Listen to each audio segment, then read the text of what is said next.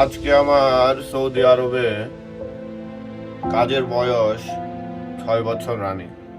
আমি সেভিংস করেছি অল্প কিছু টাকা, পরিমাণ সামান্য কিছু। এই 6 বছরে পরিবারের সঙ্গে আনন্দ ফুর্তি, ছেলে মেয়েদের ভালোবাসা আদর করা, এক স্বামী হয়ে বউকে ভালোবাসা না দিতে পারা,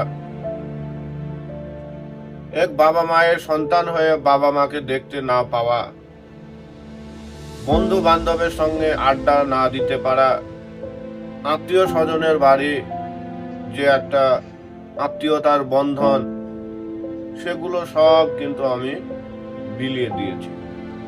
আমার প্রবলেম কিন্তু এটা না, আমার প্রবলেম হচ্ছে অন্য জায়গায়। আমি ভাবছি কিছু টাকা উপার্জন করে ভবিষ্যতের জন্য, যে আমার জীবনটা, লাইফটা ভবিষ্যতে একটু ভালো চলবে।